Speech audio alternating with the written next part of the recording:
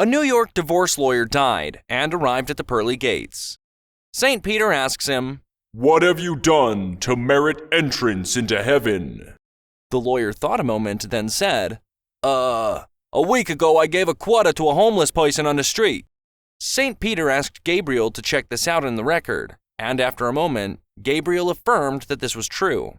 St. Peter said, "Well, that's fine, but it's not really quite enough to get you into heaven." The lawyer said, Wait, there's more. 3 years ago, I also gave a homeless person a quarter." St. Peter nodded to Gabriel, who after a moment nodded back, affirming this too had been verified. St. Peter then whispered to Gabriel, "Well, what do you suggest we do with this fellow?" Gabriel gave the lawyer a sidelong glance, then said to St. Peter, "Let's give him back his 50 cents and tell him to go to hell." In a small town, a doctor is about to retire, and he is training a young colleague to replace him. The young doctor observes as they visit the patients at their homes together. "Doctor, I've been having a constant stomachache lately," cries the first patient. The old doctor says, "You've been eating too much fruit. Eat less fruit and you should feel better." As the two doctors leave the house, the young man asks, "How did you make a diagnosis so quickly? You didn't even examine the lady." "Simple. I dropped my stethoscope, and as I was picking it up, I saw that the trash can under the table was full of banana peels. I immediately realized what was wrong." They move on to the next house, where they're greeted by another lady. This time, it's the young doctor's turn. "Doctor, I've been feeling exhausted and weak lately," complains the lady. "Well, ma'am, maybe you should do less volunteering for the church and get more rest," replies the young doctor. As they leave, the surprised old doctor asks his colleague, "How did you know that? After all, you didn't even examine the lady and you don't know anything about her." "Simple," replies the young doctor. "I dropped my stethoscope, and as I was picking it up, I saw the priest under the bed." A wealthy man was having an affair with an Italian woman. One night, during one of their rendezvous, she confided in him that she was pregnant. Not wanting to ruin his reputation or his marriage, he paid her a large sum of money if she would go to Italy to have the child. If she stayed in Italy, he would also provide child support until the child turned 18. She agreed, though she wondered how he would know when the baby was born. To keep it discreet, he told her to mail him a postcard and write spaghetti on the back.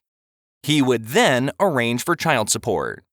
One day, about 9 months later, he came home to his confused wife. "Honey," she said, "you received a very strange postcard today." "Oh, just give it to me and I'll explain it later," he replied.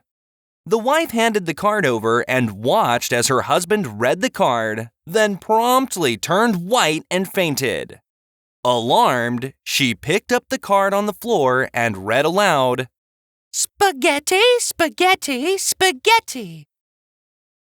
2 with meatballs, 1 without." A man is forced to take a day off from work to appear for a minor traffic summons. He grows increasingly restless as he is forced to wait hour after hour for his case to be heard. When his name is finally called, it's late in the afternoon. He stands before the judge, only to hear that court will be adjourned for the rest of the afternoon and he will have to return the next day. "What for? I've been waiting all day!" he snaps at the judge in a moment of bad judgment. The judge is equally irked by the sharp query and says, $20 for contempt of court. That's why. As the man reaches for his wallet, the judge relents. That's all right. You don't have to pay right now. The young man replies, I'm just checking if I have enough. For 2 more words. A woman walks into a butcher's shop on Christmas Eve just before closing time and asks, "Do you have any turkey?" The butcher replies, I think I'm about sold out, but let me check. The butcher opens his fridge and sees he has only one turkey left. He takes the turkey out and puts it on the weighing scales. This one weighs 15 pounds, he tells the woman. The woman looks at the turkey on the scale and asks, Do you have one that's a bit bigger than this one, please? The butcher acts like he's putting the turkey back into the fridge, but then takes it out again. This time, he presses his thumb down on the turkey as he places it on the scales. This one weighs 20 pounds, he tells the woman. That's wonderful, says the woman. Would you like this one then? Asks the butcher. Actually, says the woman. I'll take both of them, please. A salesman stops at a small manufacturing plant. He presents a box of cigars to the manager as a gift. No thanks, says the plant manager. I tried smoking a cigar once, but I didn't like it. The salesman proceeds to show his product to the manager, then, hoping to clinch a sale, offers to take the manager out for a round of drinks. No thanks, the plant manager replies. I tried alcohol once, but didn't like it. The salesman then glances out of the office window and sees a golf course. I suppose you play golf, says the salesman. I'd like to invite you to be my guest at my club. That's kind of you, but no thanks, replies the manager. I played golf once, but I didn't like it. Just then, a young man enters the office. Let me introduce you to my son, Mike, says the plant manager. Let me guess, the salesman replies with a bitter smile. An only child? A man, doing market research for Vaseline, knocked on a door. He was greeted by a young woman who had 3 small children running around at her feet. He says, "Afternoon, ma'am. I'm doing some research for Vaseline. Have you ever used this product?" She nods. Yes, my husband and I use it all the time. The researcher then asks, "And if you don't mind me asking, what do you use it for?" We use it for sex. She replies. The researcher was a little taken aback. He says, "Usually people lie to me and say that they use it on a child's bicycle chain or to help with the gate hinge. But in fact, I know that most people do use it for sex. I admire you for your honesty. Since you've been frank so far, can you tell me exactly how you use it for sex?" Absolutely. She replies. We put it on the doorknob to keep the kids out. A Catholic man goes to confession. "Forgive me, Father, for I have sinned," he begins. Go on, my son, says the priest. "I swore the other day in the most profane way," says the man. Please continue, says the priest. "I was on the golf course and I hit my drive. It was looking perfect, headed dead straight. About 200 yards down, my ball hit a power line crossing the fairway." And this is when you swore? asks the priest. "No, Father. My ball then ricocheted off the power lines and flew off into the deep rough," says the man. Oh, so this must have been where you swore, says the priest. "No, Father, not yet. As I was walking over to the rough to hit my second shot, a hawk flew down from the trees. It picked my ball up with his beak and proceeded to fly off with it," continues the man. Oh, I see, says the priest. This must have been the point where you swore. The man replies, "Well, you'd think so, but no. As the bird flew over the green, the ball fell from its mouth and landed just 2 feet from the hole." They both remain quiet for a few seconds. Then the priest says, You missed the putt, didn't you?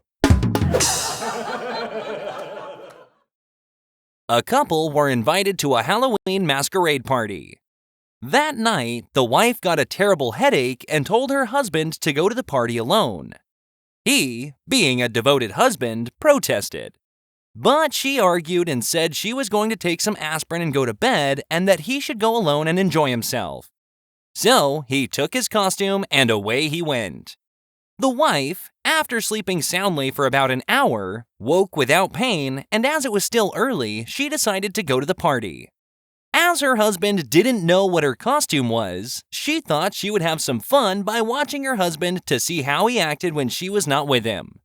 So, she joined the party and soon spotted her husband in his costume, cavorting around on the dance floor, dancing with every girl he could, copping a little kiss here and there. His wife went up to him, and being a rather seductive woman herself, he left his new partner high and dry and devoted his time to her instead. She let him go as far as he wished, naturally, since he was her husband. After a few more drinks, he finally whispered a little proposition in her ear, and she agreed, so off they went to one of the cars and had some fun in the back seat. Just before unmasking at midnight, she slipped away, went home, put the costume away, and got into bed, wondering what kind of explanation he would make up for his outrageous behavior. She was sitting up reading when he came in, so she asked how his night was. Oh, the same old thing. You know, I never have a good time when you're not there. Uh-huh, She said. Did you dance much? He replied, To tell you the truth, I never even danced one dance. When I got there, I met Pete, Bill Brown, and some other guys, so we just went into the spare room and played poker all evening. But the guy who borrowed my costume said he had the time of his life.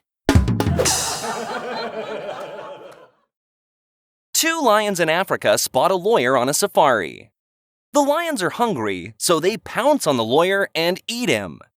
Later, the 2 lions are stalking through the brush when one of them reaches out with his tongue and licks the rear of the other lion.